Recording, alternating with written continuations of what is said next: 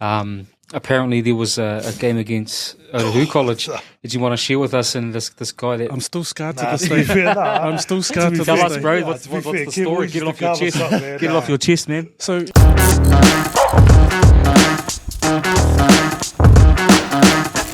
Kia ora, welcome to another episode of Find Your Front. I'm your host, Cliff Thompson, with my co-host... Malo talofa, kia ora, Malilo Titi. Somali. And yeah, Find Your Front is all about finding ways through to having well-being conversations about how we can move through life and move with momentum and move with people that care about us and that we care about as well. We're really honoured today. We talk about having the greats. We've got one of the greats in the room. We've got two of the greats in the room sitting beside me, actually. Not just Ali, but I'm going to let him introduce himself. Our friend and guest here today, Keven Mealamu. Hey, talofa lava everyone, and thank you team for having me. It's a real pleasure, and just getting the opportunity, like you said, we're sitting next to one of our legends here, so it's a real privilege to be here and just to be able to possibly share some of the experiences and things that I've been able to see in my career and lifetime. Awesome, bro. No, and we really do appreciate it because I think it's not just about playing sport, obviously. You know, you said it earlier in our conversations off camera that sport is the vehicle that allows so many things in life. And so we want to take people through a bit of a journey today. We start obviously from the beginning, but then work through towards what you're doing post-career. And in the middle of all of that, trying to figure out how did you do it? How do you work through some of those pressure points? Because you obviously putting on the black jersey and playing for New Zealand, we'll experience some real high pressure moments, but then also how does an individual deal with that in themselves, and then all this other stuff you got going on in life that is happening at the same time, you know, family and interest outside of the game. So that's sort of where we'll go. So to open it all up, to start us off, we are sitting here in Mount Smart in the Warriors studio. Like before I even go back to the beginnings of where your family and all that come from, we'll get there in a moment, but your experience with the Warriors, you're a Warriors fan, and what was telling us a bit of a story, your first experience here. Maybe just start with that, Kev. Oh, yes. I just remember, we are Tokoro, born and raised as a young family, and when we had moved to Auckland, it was pretty much around the time that the Warriors had just started. So I still remember some early childhood memories of myself, my brother Luke, and my dad sitting up on the bank, just in behind the post there, getting right in behind the team. So we got fond memories, and we've always been supporters of the Warriors. We've had heaps of our heroes come and play through the jersey as well, and obviously one sitting next to us, but also love watching Stacey play. Being a smaller player myself, you just love the courage that he always brought to the jersey and to the field every time he was able to be on the field. So I think that's something as a smaller player you really look up to, and just the way he could control a game. That's something that I really loved. So we definitely have a love for the game. I wish I was lucky enough to play it more when I was younger. My brother was able to play it more. He played for United down in Tokoro. But I wasn't blessed. I wasn't lucky enough to. My dad knew I wasn't tough enough to play. So I played one game of rugby league in my time, and I loved it. So awesome, bro. Thank you for that. And so you talk about your family, your brothers. You mentioned that. Take us back to the beginning, Kev. You mentioned Tokoroa, growing up there, and then coming to Auckland. Just a bit about your family, where you're from. What that makeup is and what it was like growing up. You mentioned a little bit about sport there too and having to choose one. So, take us back, man. Oh, if I could really just give props to my family, when I think back to, it all starts with my grandparents migrating from Samoa to Tokoroa of all places. And, my dad travelled to New Zealand as well as someone that just a hard-working man, worked hard for his family as a young kid, and to be able to see the happiness that we've been able to bring to his life is something special for us as a family. But we grew up in Tokoro, born and raised, and we had grandparents that lived there, aunties and uncles that lived close enough that we could always walk to their houses and catch up. So I think it's a really good place to really find yourself and be, you know, it's not about the expectations of what people think it might look like, but in Tokoro, it's just who you are, being proud of that, and because of the size of the place, when you see people excel out of Tokoro, they're really proud of where they come from. They really hold their heads high and say, you know, we're proud of this little town that we've come from. And it was a great place to grow up, just because everything's close. Yeah. Close with our cousins, our aunties and uncles, parents, grandparents. So that was I think that's the real nucleus of us and our journey moving forward as sports people. Yep. And moving to Auckland, what was that like? So what age were you when you did, because you mentioned 95 Warriors, all of that. Yes. So what was the catalyst for, if I can ask, coming to the Big Smoke? Yes, so my dad worked at the mill at King Leith in Tokoro, as my uncles did, and my granddad. But as we were getting older, parts of it started to close down, so Dad was given a redundancy, and the option was for us to stay in Tokoro, or my parents had a vision for us to be something, or to do something different, and they just knew that for us to move to Auckland, that's where the opportunity was for us to grow as people. So it was quite uncomfortable, to be honest, because we didn't want to leave. It's the Big Smoke, you know, and you know, my first memories are moving up here, coming up the Bombay Hills with a van and a trailer full of stuff, you know. It was, you know, it's quite frightening, actually. Yeah. You know, it was something different, and just the size and the scale, like, it was quite different to living in Tokoro. But I can tell you, we loved it. Like, just from the amount of culture and just the people up here. There's always something on. So we always love this place. Oh, sorry. Yeah. No, I know you went to the great school of Aorere. Yes. Met some great boys there, and also your coach that you were close with. Can you tell us about your experiences there and how you got into rugby? Obviously, how it kicked off from there. Yes. Well, you know, back when I was at school, Aorere College was known as a league school. Yeah. They had some really amazing league players come through there, and there was a chance that we might have played league a little bit earlier on in our careers. And when I say we, I always talk about me and my brother, because we've pretty much come through our careers together.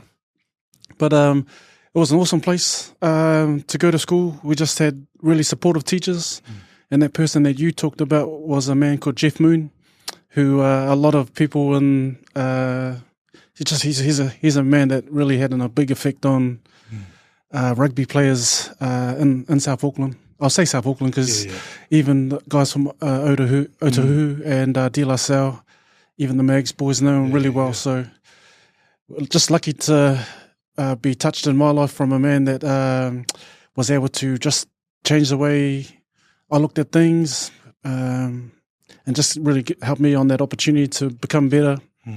And he was the one that actually told me to change. I should change positions if I want to go further in rugby. Right. Because the reason why I say that, because I know through our careers, and it doesn't have to be sports, could be another pathways too.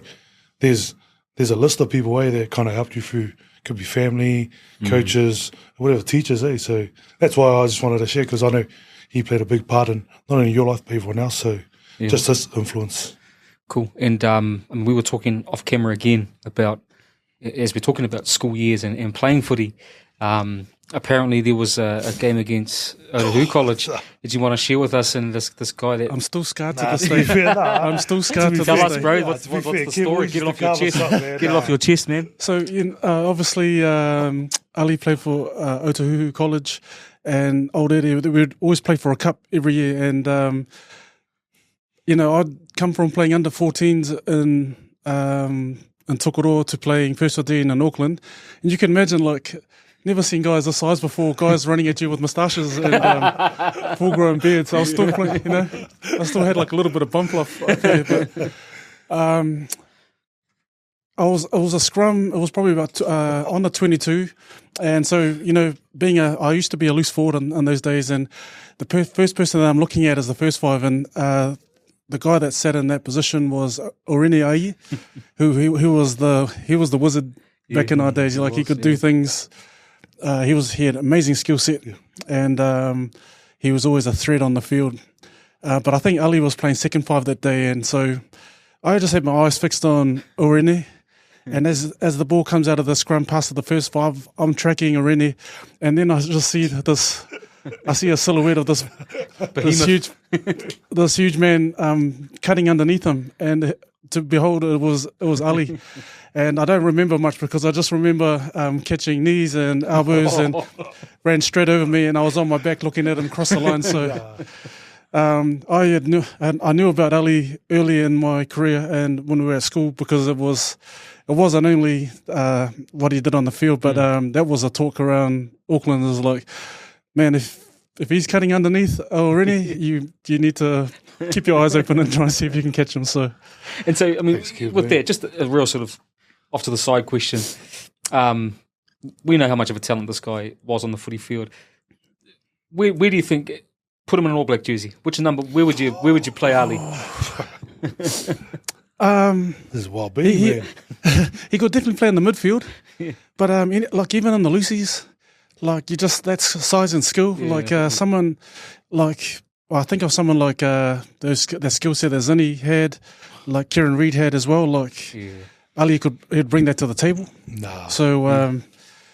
Man, he would have been one of our greats. Thanks, Kev. Before he asks the other question, let's ask the same of you, Ali. Kev, one of our greats in rugby. Put him in the 13-man game. Where do you think he would have? Water boy.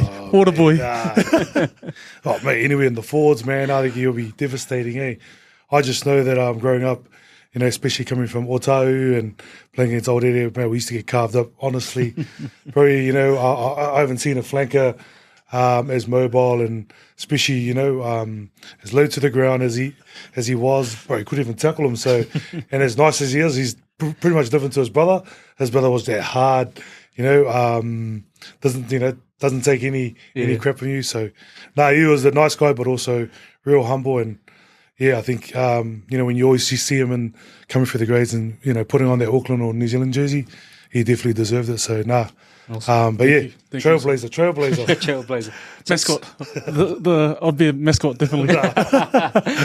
So on that, let's talk about then your rise into the professional ranks. So, and Ali sort of alluded to it, you were playing Lucy, and then you had to change position.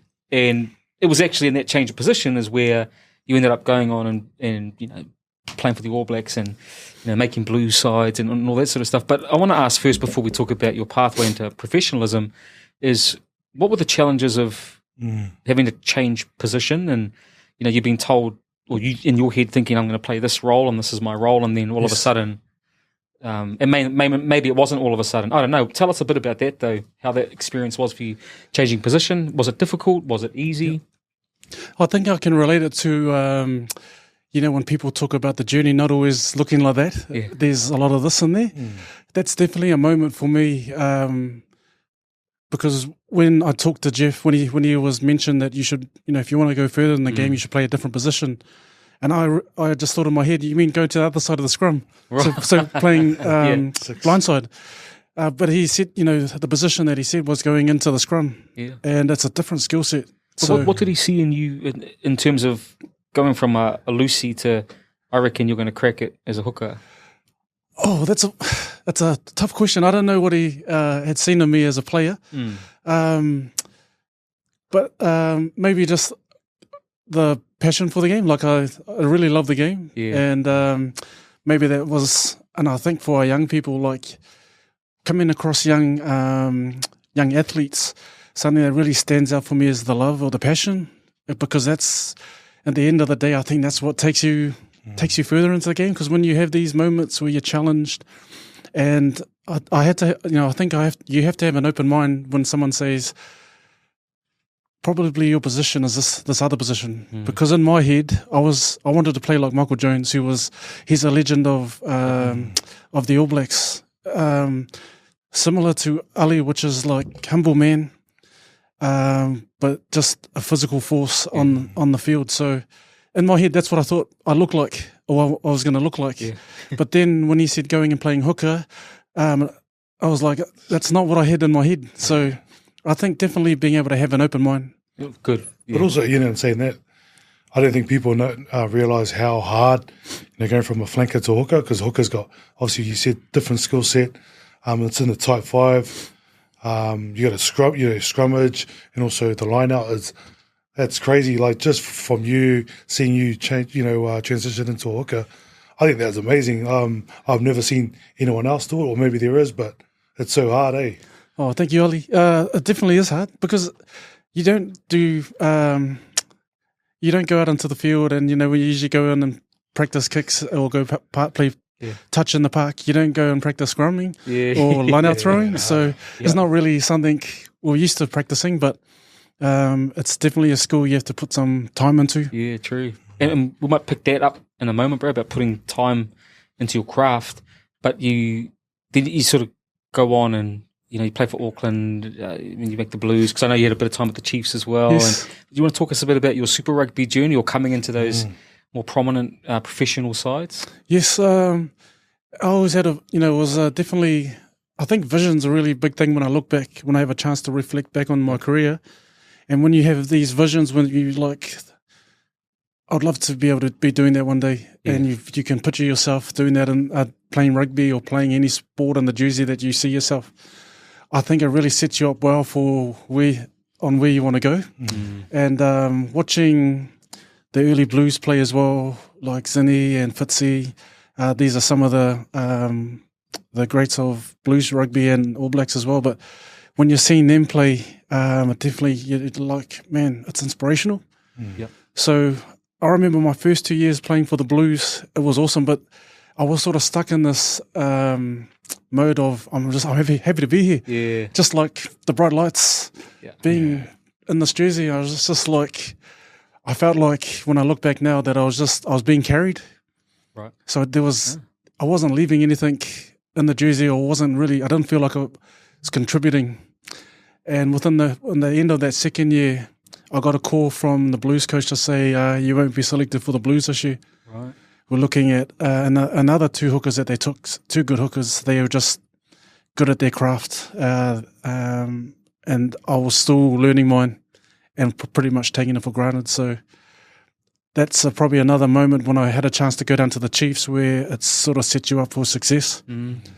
So how did you, you obviously get that news that, you're not selected. And we've talked to a number of people about selection and how that has an impact. But how did that, you alluded to it there. You went to the Chiefs. But how did you face that sort of challenge? What was going on for you mentally? And what did you do to sort of bring yourself through that? I can tell you, when you get that call, there's that sense of helplessness. I don't know what to do. Because at that moment, we're still staying at our parents' house, me and my wife and my son. We've got a house that's got only frames on it. It's an unfinished house. Right. So, and I don't have a job anymore. Mm. So I just have a sense of I don't know what I'm going to do, but I'll do whatever it takes. But, the man always works in mysterious ways. I got a call within a couple of hours from the Chiefs, and they chucked out a lifeline or chucked out a rope to me to say, hey, would love to have you come down and play for the Chiefs. Wow. And I took that with two hands, and with sometimes when you miss out as well, there's a chip on the shoulder that you play, you train with, you go to sleep with, and wake up with, and that really, when I was talking about sets you up for success, sometimes that's the drive you need to change the direction that you're in at the moment. So No, it's awesome, bro. It's powerful, and I think again on this platform, it's what a lot of people, whether you play All Blacks, Kiwis, or you just play for your local. Some of those very same challenges, right? Like, where's the next paycheck going to come from? How do I deal with hopelessness, even just in my regular job? Yes. It doesn't have to be high performance, and so it's really nice to hear some of that symmetry between what everyone goes through. Yes. You just had it at a level where it was on TV, and it's on display. And so talk about now. You go to the Chiefs, and you say it was a real catalyst moment for you. What did you change up here in your training regime? You talked about your craft. How did that spark that chip on the shoulder? what were the things that happened for you? And then obviously we know you go on to play in these great blues teams that Yes. with some really amazing talent and stuff like that in those years. But what was the catalyst? What changed in that time, and what did you change or work on? I think moments like this, and it's easier now when I go back and reflect on it. When you're in the moment, you're pretty much dealing with what you have to do. In front of you. So yeah, I think in the moment you just have to find a way to deal with it. Like, this is what's happening. Yep. Let's get on with the job. But when I look back and reflect on it, you really get a chance to figure out what's your why. And like I said to you before, I had an unfinished house for my family, and so if that's definitely a vision of mine, being able to have my family in a home, then that's what I'm going down there to play for. Like, I need to be able to do this well if I want to be able to look after my family. So that why is really powerful, because it's what got me up early. I had to travel early to get down to Hamilton. I could stay down there, but because my family was young, I wanted to be home. And so I remember traveling late back from trainings, and it's not far, but it was a little bit further back then, and feeling tired as you're driving home, just dozing a little bit. So these are all the moments I just think about it now, that your why is really important. It helps carry you especially in those times of when things get hard. So, and you think about, it's interesting, because you don't think about when you're in the moment, all the things you have to do. If your why is big enough, you just do it. Yep. It's just what you have to do today. Yep. I have to drive down, I have to drive back. Yep. It's part of what I'm doing. Yes. And what we're going after. Yes. I think that's really powerful. I think what's evident too is, just seeing your career, but also even at school and all that. I think, your parents played a big part. Your dad was a, fit man, hard man too, and he I'm sure he drove work ethic into you guys, and that's what we saw too. So I know that played a big part, but also did your faith, and also what other components to that came in to help you, because I know some of the challenges people don't see it, to see all the great stuff that you did, but I'm sure behind that, there was a village, yes, definitely, friends, and I don't know, church, I don't know, probably other stuff. Can you tell us about some of the other stuff that you that helped you? Relied on. Yeah. Oh, thank you, Ollie, because that's definitely a big pillar in my life. When I think back to our dad, and he was, people who work at the mill in Tokoro, they're shift workers, so constantly changing their shifts and sometimes doing doubles. So I remember Dad doing doubles, but yet coming home and still taking us to training. Sometimes if we played rep would be in Hamilton, and we'd have to travel for that, and then come home and then go straight back to work. So that work ethic, I think, is something that he installed with us just by showing us the way. But one of the things that I am really grateful for is just those conversations. Like Sundays, a chance for us to have lunch together. Pungai was where we all the family get together. And when I was playing rugby, sometimes I'd come home after a loss, and you'd see the paper the next day. Hooker can't throw the ball in properly, or can't throw it straight. Even going down to the get the milk, our dairy owner's like, "You got one job, Kev." Right. So you're carrying all this baggage, and then when going over to Dad's house for lunch and catching up with the family, ask him how your week's been, and he goes, "Yeah, no, good son. This is my usual. Start at 5 o'clock, home at 4." And I'm just thinking to myself, man, okay, I'm grateful for what I'm like. Yeah. It might feel like baggage, or might feel like I've had a bad day, but Dad's had a tough day, and he looks at it like it's just another day, So having that perspective from our parents really taught me as an athlete to be grateful. Yep. It's a grateful position to be in when people get a chance to say, how is it you're doing that, or what are you doing on there? So it's actually a place of privilege. Yeah. Because if they didn't care, they wouldn't say anything. Yeah. And when I talk about catching up on Sundays, like faith has always been a big part of who I am. It is a pillar, because especially in a professional environment, sometimes you just need peace. There's a lot of noise, so peace is a nice place to be, where it's just you and your faith, and there's no judgment. It's just you being able to share how you feel in that space, so and being grateful. So nice. Awesome. And because I will probably pick up on maybe. I'm glad you said that because we'll probably pick up on that a little bit further on. But making your, we understand your career. You go on and you start playing really well, and then you get selected to represent New Zealand.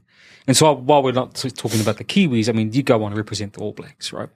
And all of us in that black jersey. Talk us through what it was like being selected, and where were you, what was going on for you at that time, but then also running out on the field the first time. Because I want to talk about the highs, but I want to also talk about what were some of the pressure points, but maybe going back first to some of the highs. What was it like when you got selected? What was going on for you? Oh, I was selected as an All Black for the end of year tour in 2002.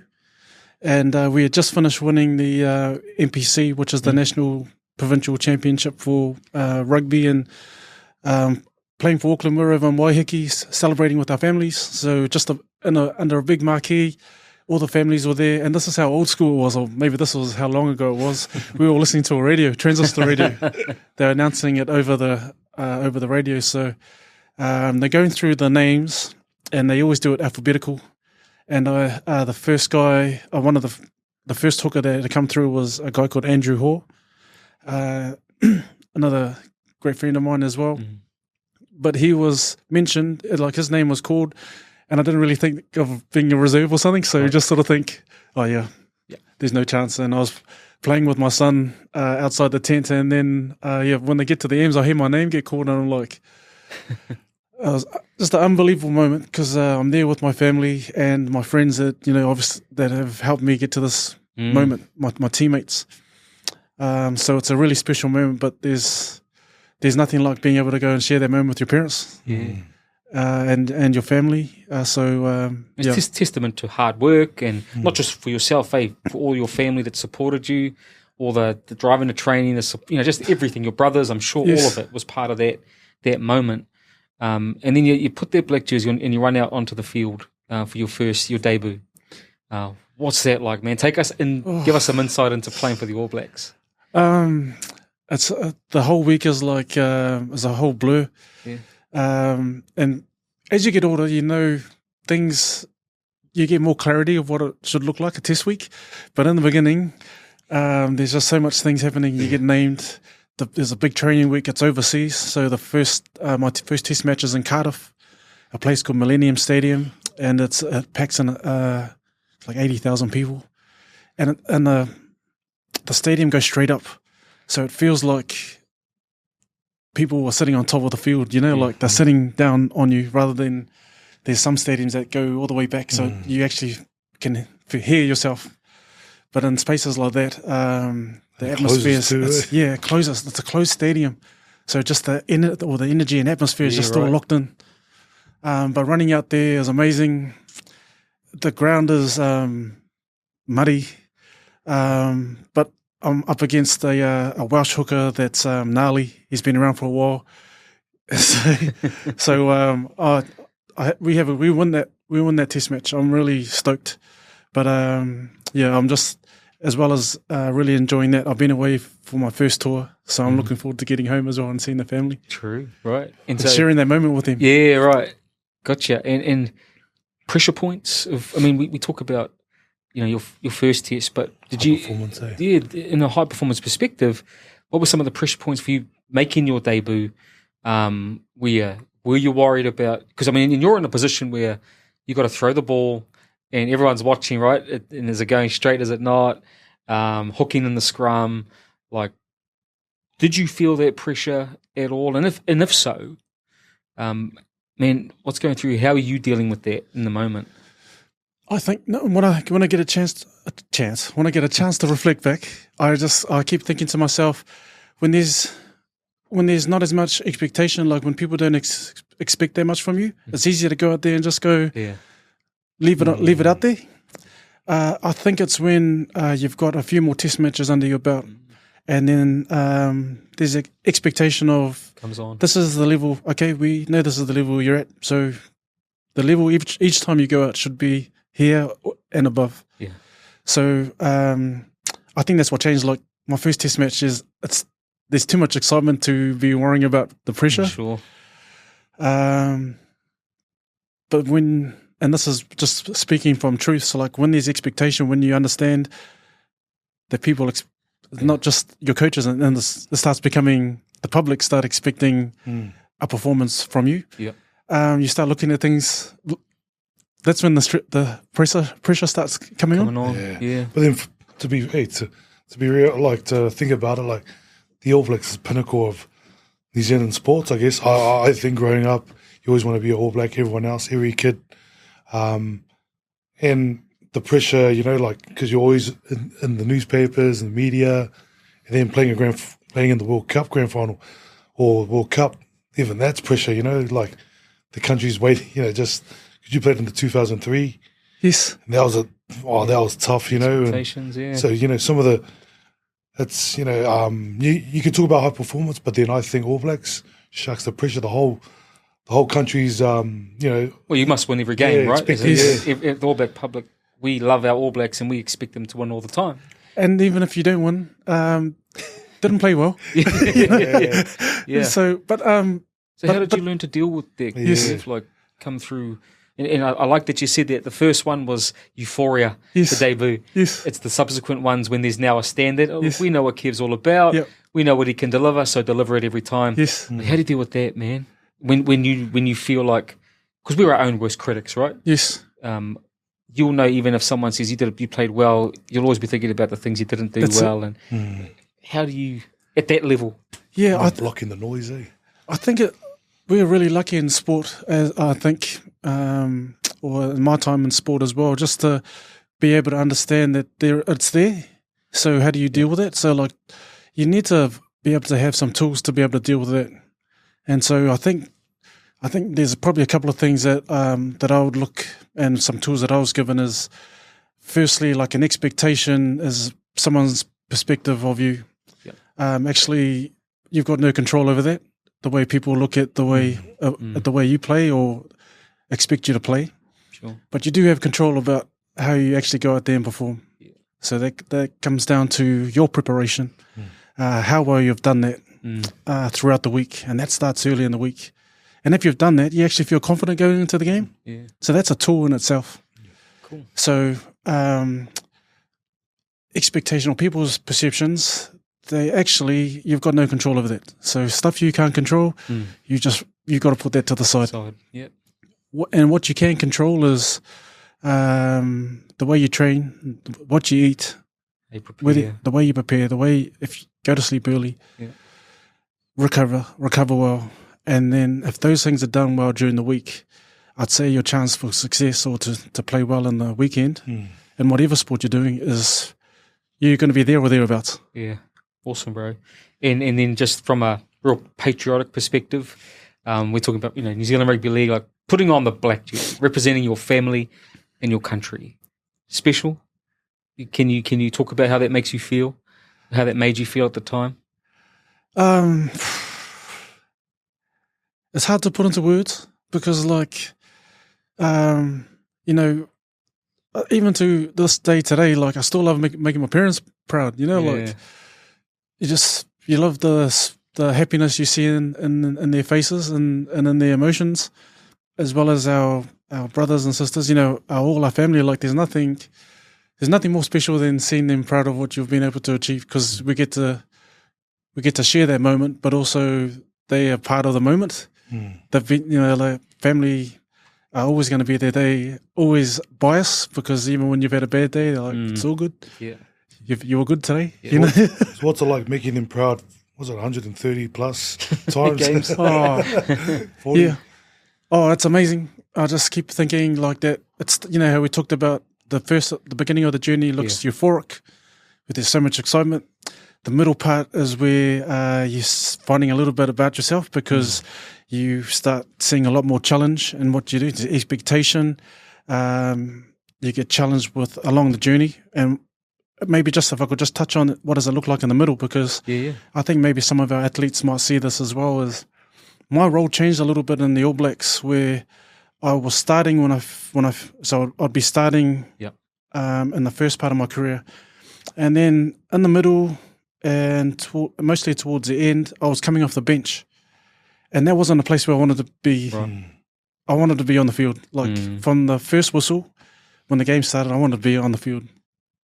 And one day I went to the coach and I just said, Coach, what is it that I can do to be on the field? Like, what part of my game can I work on? And he said, Kev, you can contribute to us different to our other hookers. And it's what you can do in maybe the last 30 or 20 minutes really can help our team win. And I was going, yep. But it wasn't what I wanted to hear.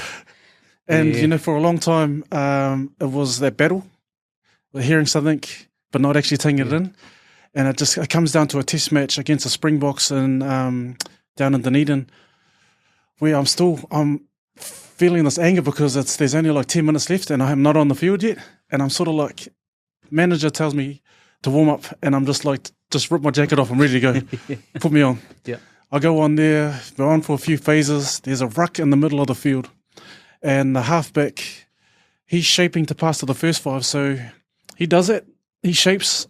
My job is to look after him, but I follow the pass. Right. But it's a dummy pass. So he goes straight through the space where I was in the line of defence. He chips it over the fullback, catches it and scores a try to win the test match. And all I can think about as I'm running back under the post is, I'm gonna get smoked for this on Monday. Right. Yeah. Right. And as I'm feeling sorry for myself, going back to the sheds, I start thinking, man, I understand where my coach is coming from, which is my head was in the wrong space. Yeah. So I never really embraced it. Wow. And then after that, when I learned to embrace that position, actually I can do some really awesome things. I can serve my team really well from this position. Yeah. But it took a while for it to sink in. Because, most people think it's a game 1 to 15, but actually 16 to 22 in rugby is just as important. Because you'll be on when the game needs it the most. Yeah, and I love that, man, because I think often, and I talk to people about it often, is that a lot of the time we get caught up in life thinking about where we're not versus where we are. Yes. Right? And when we think about where we're not, we're missing out on being present in the what's going on. It's exactly sort of what you're talking about, right? Yes.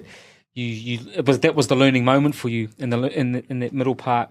And so if we pick up from there, yes, I mean, you go on to be, my personal consideration of you in our game is one of the greats, man. Like you go on and play all those test matches, which not many have done. It's only a handful of years now that have done it. Kev, what does it take? What does it take to not just perform and make the All Blacks, but to stay there and to not just play 10 matches, 20, 30. I mean, we're talking Centurion, right? And then to be fair, we sort of again said it off camera that you were one of the guys, the catalyst that came through and revolutionised the hooking position. You had mobility and agility and footwork and you had a running game. All of these things came off that. And then to do it at a high level for so long. Yes. You've alluded to there that you had to change and accept a change in role. But what helps, for those that are listening and watching, what helps a person sustain not just success, but high performance at that level? It's a good question. Maybe could I just check out a couple of things I think are really important? I think open mind, firstly, because when we look right back to changing position, if I haven't got an open mind to that, then I don't get a chance to go further in my career. So just being open to change, because change is inevitable. It will happen in our time and in our life as well. So being open to that. I think being open to growing as well. I think that's really important as we get further into our career. It's something you're quite open to when you're on your first part of your career. But sometimes when we get a little bit older, we think like we know it all. But if we have the mindset of looking to grow and learn new things, and that'll keep you moving, as we get older, as old athletes. And probably one more thing is just the preparation going into what Saturday looks like. Yeah. So it starts straight after the game, and it goes all the way through to the next week. Their willingness to be ready when your number's called, I think, is really important. It can be anytime, like whether that means you're starting or you're off the bench or you're not even in the playing group. You still got a role. Yep. And you can get called in any time. Yeah, anytime. So if you're doing that, if you're ready when the time comes, or if you're ready whenever you're called, it means you're preparing well every time, whether you're playing or not. Love it, bro. So good, so powerful. Sort of brings us to coming post-career, right? So after you retire, you transition out. 2 questions about that. How did you find the transition? Because I think a lot of people are probably interested to know, because not everyone deals with it well, but some people do it well as well. Yes. So what was your transition like? And then what are you up to now? What are your interests in business interests or other things going on for you in your life post-career? I finished in 2015 after the Rugby World Cup final. Yep. And I can say I've been really lucky. I think we can pretty much say career, because when I look at it, there was a day that I could actually say this is the day I'm finishing. And it actually played out that way. I was going to retire at the end of the Rugby World Cup, whether I made it there or not. And I was lucky enough to make it there. But, as an athlete, that day isn't always promised to you, which means whether you're injured or not selected, that could just end like that. So I think being able to have an end date and be able to actually play it all the way out, it sort of gave me a chance to work backwards from that date. And so as I was looking at retiring at that date, it gave me an opportunity to look forward and think, okay, what is it that I'd like to do when I finished? And what I've been doing for the last 8 years is me and my wife started Fit 60, which is a gym out in Takanini, something we're really passionate about. We get a chance to serve people. Yeah. We see people. It's not only physical results, but you just see a space where we can help people with their well-being and their mental health, because we know that's a benefit of working out. But then also we take in some of our learnings of being around sports and being a part of a team. There's always someone there. You're never alone. So these are things I think about. We've taken some of our learnings. When I say our, I talk about me and my wife, because we've been able to journey my career together. So one doesn't work without the other. Yep. And the same in our professional career after rugby. Yeah. So it's a space where we've been lucky enough to be able to serve our people. Yeah. And we're constantly learning, because we've been through these a lot. And then in the last couple of years, it's been COVID. Yeah. Right. And the price of living. So, and we're in a business. So how do we stay consistent through all these different things? So I've got a lifelong partner who's been really supportive all the way through. Yep. And seen the vision that we've had, and she's been a big part of making it come to fruition. Bro, that's so good. Let's talk about transition. I know the euphoria of playing at that high level. Has it been a challenge? When you're retiring in 2015, was there something else? Obviously, you're running a gym. Has that taken that void? Filled that void that you kind of missed from playing, or was it easy to just transition mentally? When I think about the moment that I finished in, Rugby World Cup final, it's like packed Twickenham Stadium. It's pretty unique there. Yeah, so actually when I think about it, because I knew that was the last day, everything going into that was gonna be nothing left. Yeah. So I wasn't gonna finish my career with if I did this. Yeah. I was lucky, it's a blessing, and it probably sits in the 1% where you get a chance to actually go terms. Through. Yep. Yeah, finish on my terms. But I knew that was a date, so I'm going to make sure the tank is empty when I get to there. Nice. Yeah. So I probably wasn't looking for that same sort of to fill that void, but I was excited about what was coming next. What's next? Yeah, if that makes sense. Yeah, it does. It does. Because I often say, one of the sort of philosophies I live by is giving all you have to all you've been given. Yes. And I think it works in a sporting term as well. Being grateful for what God's given me. Yes. And I'll give all I can to it. Yes. And like you said, you sort of want to make sure that the tank's empty and you've left it out there and no regrets, right? If you are blessed enough to be in that position to do so. So that's awesome, bro. I've got one last question for you and then we're nearly done. Cool. We talked about the show being called Find Your Front, and Find Your Front is all about what you use and do, your tools, to keep you well. You've mentioned many of them throughout our conversation, but if we landed it at that place today, how does the great Keven Mealamu, what does he do? What does he think about? What are one or two ways that Kev finds his front? Sir Kev. No. Maybe if I could share with you, like, maybe the last. It's been quite a trying last 12 months. Oh. I was last year. I was on a journey to do the Fight for Life, and it was something. It's another thing that if you're going to do it, it's not something you can do half-hearted because you'll be standing in a ring, and it was against Wairangi Kupu, another one of our greats, But I didn't manage to get there because the day before the fight, I ended up finding I had a heart condition. Right. So I didn't get a chance to complete it. And then a couple of months later, I'm running for council, which I've done local board, been a local board member for the past 3 years, and I was looking to go the next step. And I missed that as well. Right. So it was just sort of like boom, boom, boom. There was a few bumps in the road, and getting a chance to sit down with my brother. He just has this. He has a saying that we just got to keep moving forward. So I think what that means, and I feel like I'm in a really good space, but it's just like we don't have control over what's happened to us, but we do have control over what we do, how we react to that, how we respond to that. So keep moving forward is really important. Nice. It keeps us from dwelling in the past. Yep.